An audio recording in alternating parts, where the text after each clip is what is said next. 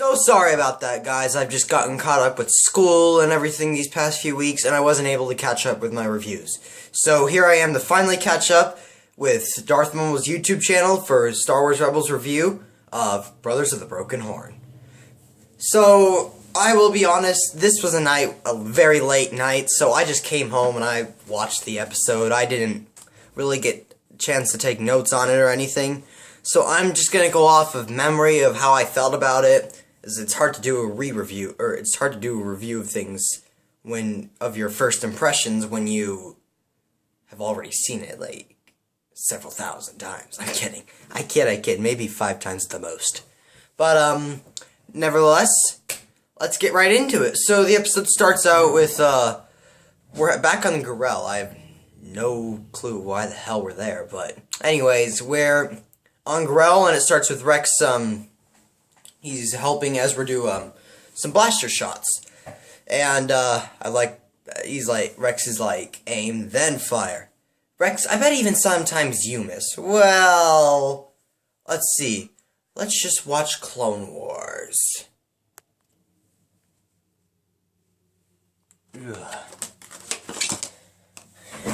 Yeah, he never missed. Stupid Ezra. Well, then Kanan comes in and he says, you're missing Jedi practice, and Ezra goes, I'm sorry, I was doing blaster practice, and Rex goes, as a soldier, you have to learn to prioritize. Yeah, and Kanan says, yeah, but he's not a soldier, he's a Jedi. Then Ezra goes, what if I don't want to be either? Which I thought was pretty good. It's like putting stress on Ezra, and this was actually good, while it wasn't really a fight, this is actually preferable dialogue as compared to some of the stuff we got from Rise of the Old Masters, or, from Always 2 There Are. These Inquisitor episodes. It wasn't necessarily, it felt more arguments that were kind of geared more towards kids, but now we're starting to get to real writing. Real stuff that the adults can like as well. And, then Sabine calls them in for some mission that they have, or some transmission from, Commander Sato about some generators being missing. And then, Rex and Kanan were like, oh, what's with him? And Kanan goes, I don't know, this is new. And then, as they go out to get some on the black market, see if they can find some, Hera tells Chopper that he has to stay here, or tells Ezra that he has to stay on the Ghost to clean it because he didn't, and then Chopper starts laughing and saves Chopper with him as well. And, as they all walk off, Ezra is he's just venting to Chopper about how he liked it when things were simple and he didn't have all this duty and responsibility he had to take care of. And I kind of like how, I will admit this, compared to back in Season 1, Chopper was an ass. I just didn't like him. But now he's starting to get to that kind of character that I'm kind of starting to like and enjoy. Like, let's see. There's gotta be, oh yeah, like, which really started it was, Rebel Resolve. When, he gets upset about Kanan being gone and he's all upset with Ezra. Oh, I'm starting to cry. That was just touching. I loved it. Chopper is becoming more of a likable character, and I'm liking that. But, then, he gets a distress call anyways, back on topic. He gets a distress call from Cicatro Vizago, and he decides that he will go help him out since he owes him a favor. And then, he gets aboard the ship and he discovers that Vizago's not in his ship. It's Hondo Naka at your service.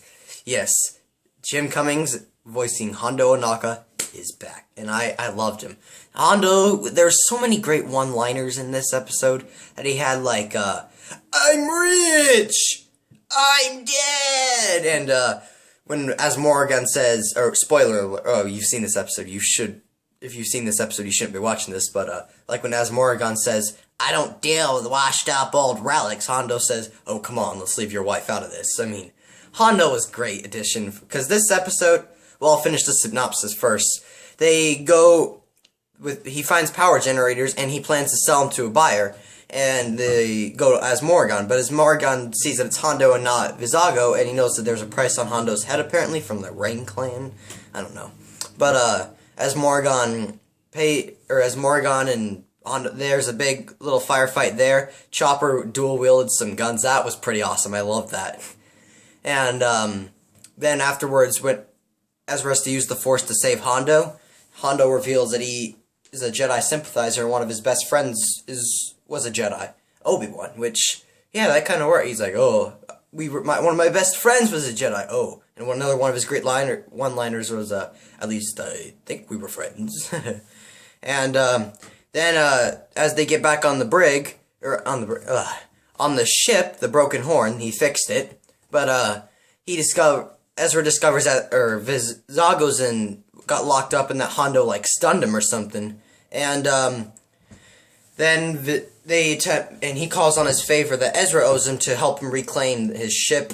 And Hondo takes off with the generators and the credits, because, yes, he had generators, but, they take the ship, and, then turns out Chopper the Phantom on autopilot, and it went straight back to the Ghost, where Hondo was talking about him, and then Ezra gets back there with Chopper, and he tells him how Hondo's kind of lying. It's like, no, Chopper had the Phantom on autopilot, and Hondo goes, oh, that's another version of the story. And he walks off, and, I love Ezra's last dialogue.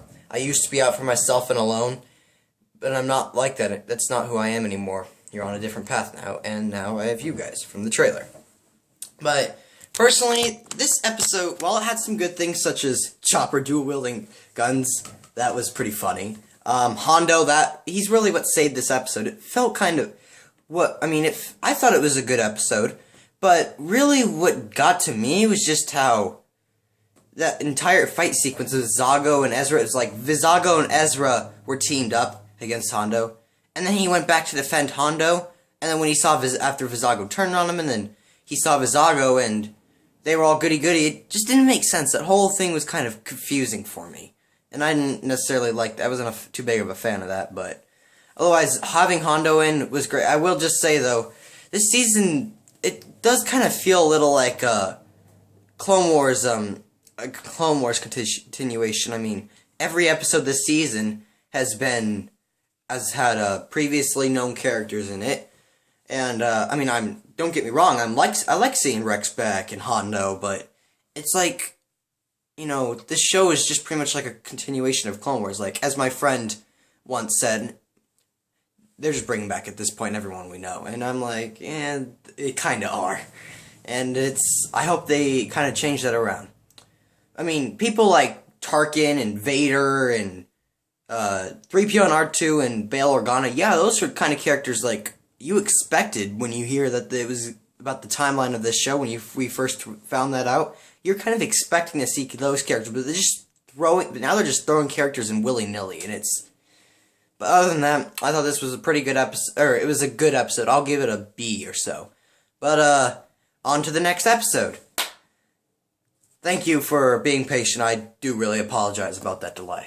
But, yeah.